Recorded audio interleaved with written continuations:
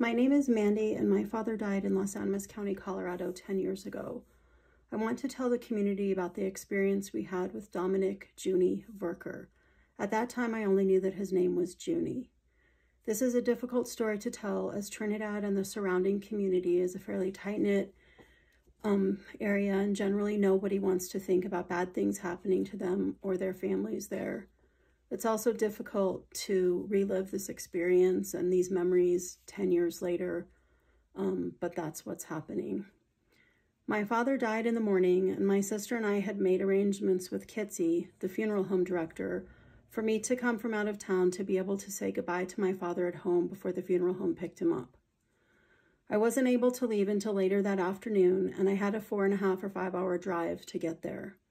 Over the course of the afternoon and the evening, Kitsy called me 3 different times to find out when I would be arriving and told me that the ambulance service people who were going to be picking him up were asking her what time they could do that. Finally, after the 3rd phone call, I said, I need to have time to get there and say goodbye to my father, and I will call them when I'm ready for him to be picked up. We had a discussion about the fact that death has no schedule, and what if this would have happened in the middle of the night or something like that. So it seemed a little bit agitating to me to have that experience to begin with. I got there around 8 or 8:30 at night. He lived about 25 or 30-minute drive outside of Trinidad, and my sister and I called Kitsy to let her know that it was okay to have them come over, that I just needed a little bit of time with my father.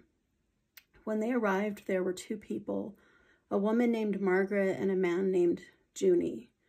They expressed some quick kind of standard condolences, and I said I wanted to make sure that they knew one thing, to please not zip my father in the body bag inside the house because my sister would lose it. Shortly thereafter, Junie started saying things like, "Wow, this is really far up here. Can you see your neighbors?" And I thought, that's a really weird thing to say, so I immediately responded, "We can't really see them, but they can see us, and they keep an eye on the driveway and things like that. So, everybody up here keeps an eye on each other." And I had a really bad gut feeling at the moment that he was trying to get personal information out of us about the house that didn't seem appropriate. He then started asking questions and making comments about items and artwork in the house, which was also really odd. They had one job to do, which was to take photos of my father to document his death and to retrieve his body and take it back to the funeral home. So many of the things were odd about this experience. They arrived in a van in plain clothes and not any kind of uniform. When they got the camera out, they realized they needed batteries and said they didn't have any spare batteries. And I thought, you have one job to do and you don't even have spare batteries. So he had us going around the house taking all the batteries out of remote controls to see if any of our batteries would work with his camera, which was a little bit intrusive and chaotic. He periodically was asking a whole bunch of personal questions about items in the house and artwork and things that just didn't seem very appropriate to me. Then he started grabbing his head and his chest and saying that he didn't feel good and that he was dizzy and he had to sit down. And we were all running over to him, making sure he wasn't having a heart attack or something. We got him a wet washcloth and some water, and everyone was worried about him, and he kept going on and about it in a very dramatic way. I was just thinking, oh my God, this is so ridiculous. First, you come in plain clothes. Second, you don't have batteries for your camera. And third, now you're doing this dramatic heart attack scene. The only thing they needed to do was pick up my father and take him back to the funeral home. He was clearly not physically qualified to be doing this job. Then, because he wasn't feeling well, my sister and I had to rearrange the furniture in the living room so that they could get the gurney over to the couch where my father's body was laying. He was laying on top of a blanket and a pillow on the couch, and we had told them to make this easier, you can just take the blanket to move him off the couch onto the gurney, and that the blanket and pillow they could keep. They said, okay, so Junie went to my father's head and Margaret was out at the other end, and they went to go lift him up, and Junie was shaking the blanket around violently, and my father's head was bobbing around from side to side. My sister started screaming, and I just looked at him and said, please be gentle. And he apologized, but it was horrifying. So then my sister and I had to help get his body onto the gurney. Keep in mind that my dad probably weighed about 115 or 120 pounds at that point, as he was a very thin man to begin with. When they went to roll the gurney out, Junie zipped up the body bag right in the living room, and my sister started screaming. Again, I looked at him and I said, "That's the only thing I asked you not to do." So he unzipped it. He was then acting too ill or too weak to help carry the gurney down 5 steps and out of the house. At that point, Margaret and I, the daughter of the deceased man, had to carry my father's body on the gurney down 5 steps and through the lower level of the house, out the front door and out to the van. Junie then rezipped the body bag. We collapsed the gurney and lifted it up into the van. At this point, I was extremely upset and my sister was beside herself. All I could think was that this was the most horrifying experience to be treated with no dignity, no respect, no compassion or concern, and no sense of ethics.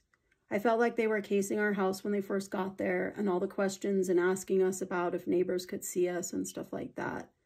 It was a very unsettling experience, and when they left, my sister and I, who should have been starting our grief journey of losing our father, had to go around the house and collect up any valuables and lock up the house before we could go back to town for the night, because we were worried that these people, Junie specifically, were asking us so many personal questions about things inside the house and whether or not people could see the house. A few days afterward, we met with Kitsy at the funeral home to go over the arrangements for my father, and I told her about our experience, and she just laughed it off and said, "Oh, that's Junie for you." I insisted that she tell me who supervised the ambulance services crew because this was completely unprofessional, out-of-line behavior for what I consider to be public servants and people who were supposed to be providing a service to the community. All I could think was, what if this was someone's child who died, or people who were extremely more emotionally sensitive than my sister and I, and who would have had to go through this kind of horrible experience when their loved one dies. She finally told me it was the sheriff. I called the sheriff, who I believe was Jim Casillas at the time, later that week. I left a very detailed message about the nature of my complaint and never heard back from him.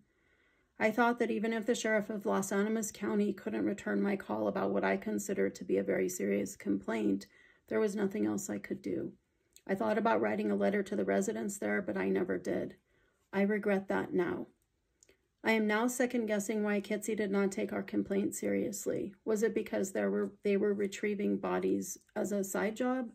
Why didn't the sheriff call me back? Was it because they weren't under his supervision for this particular task? I've learned recently that it isn't even legal or customary for ambulance services to retrieve bodies for funeral homes. I was shocked to find out that Junie was actually the coroner of Los Animas County at the time of our experience. I didn't learn this until I started reading the news articles about the recent events in Los Animas County. He was simply introduced to us as Junie with the ambulance. The people of Los Animas County deserve more professional and caring services when a loved one dies. The native sons and daughters of Los Animas County deserve to know that their loved ones will be treated with respect, compassion, professionalism, and care when they lose a family member. I cannot imagine the experiences of other families there if this was our experience. The deceased person's family members should not be expected to move their loved one's body or remind those doing so to treat their loved one with care and respect. I urge all of you to sign the recall petition and to vote to recall the coroner Dominic Junie Verquer and elect someone who is qualified to do the job. Thank you.